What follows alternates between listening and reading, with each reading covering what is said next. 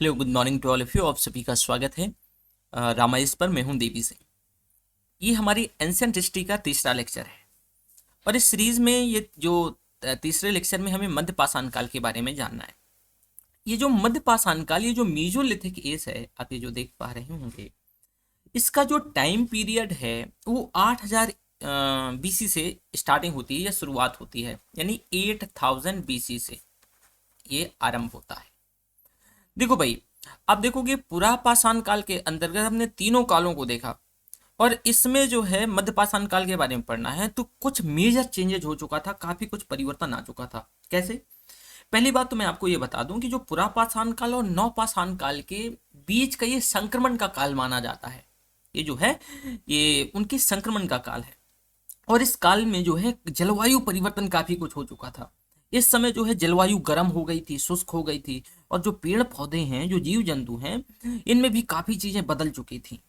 अब मानव शिकार के साथ साथ जो है ना, अब जंगली अनाजों का भी प्रयोग करने लगा था।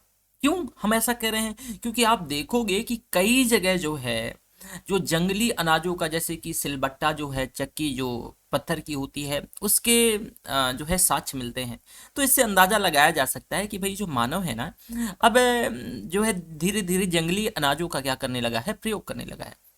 तो ऑब्वियस है, आप बताइएगा जरा, ये बहुत कॉन्सेप्ट है कि अगर मानो जो है ना, पहले क्या होता था कि बैंड सोसाइटी की तरह रहता था, 15-15 20-20 लोग होते थे पुरा पाषाण काल में। और मानो क्या होता था कि भाई आज यहाँ है तो कल वहां है। क्यों? क्योंकि उसका कोई स्थायी निवास तो था नहीं। लेकिन मध्य पाषाण काल में जो है ये व्यक्ति, जो मानव है ना, ये स्थायी आवास बनाने लगा है और इसके औजार देखो तीखे हो गए हैं। ये लकड़ी के भी औजार बनाने लगा है, हड्डी के औजार बनाने लगा है और इसके ये वाले पत्थर के औजार देखो कितने तीखे हैं। तो भाई जब पत्थर के औजार इसके तीखे हैं और ये फेंक कर भी शिकार कर सकता है, फेंक कर मार जो है पशुओं को मार सकता है और शिकार कर सकता है। तो अब जो है प्रोडक्शन जो है, उत्पादन ज्यादा होगा।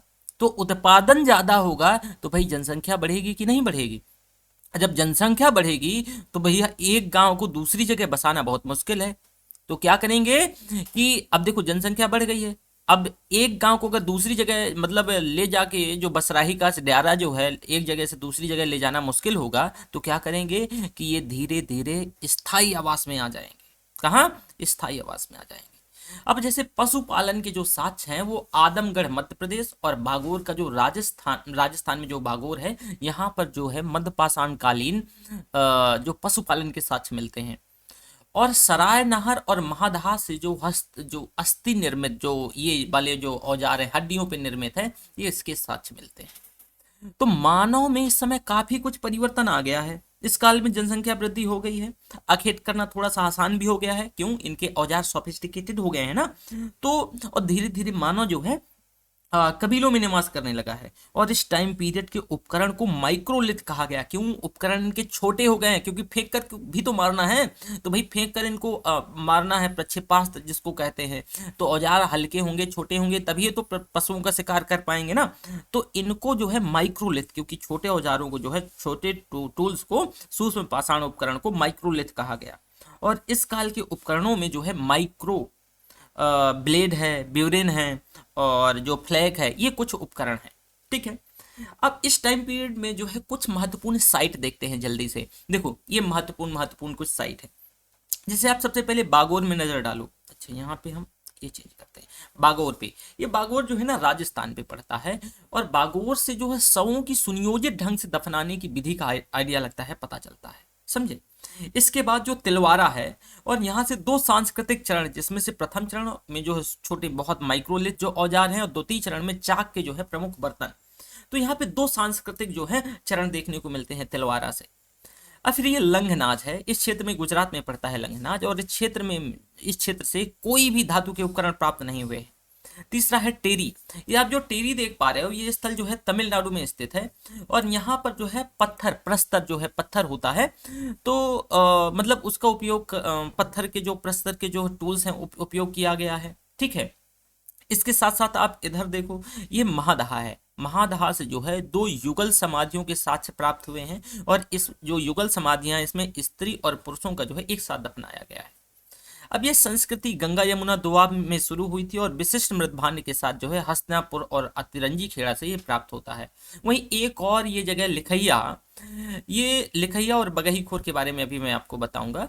तो भाई जो लिखैया से 17 नर कंकाल प्राप्त हुए हैं और इसमें अधिकांश का जो है आप देखोगे तो अधिकांश जो है वो उनका जो सिर है वो पश्चिम दिशा में था, समझे आप। इसके साथ एक जो है आपको यहाँ पर चौपानी मांडो, यहाँ पर नहीं दिखाया गया है, चौपानी मांडो, यहाँ पर विश्व के जो है मिट्टी के बर्तन का प्राचीनतम साक्ष्य चौपानी मांडो से मिला हुआ है। और यहाँ पर ये जो बगही खोर है, ये आप देख पा रहे हो, ये बगही खोर है। यहाँ से मध्य पाषाणिक जो है उपकरण और हस्तिना जो हस्त निर्मित जो है मृदभांड और पालतू जानवर के साक्ष्य बगही खोर से मिलते हैं, समझे आप। इसके साथ साथ कुछ और जैसे कि बहुत सारी ऐसी साइट्स हैं, तो जैसे मैंने आपको ये बताया बागोर, तो यहाँ पर भाई जो है मकान बनाने का प्राचीनतम जो साक्ष्य मिलता है।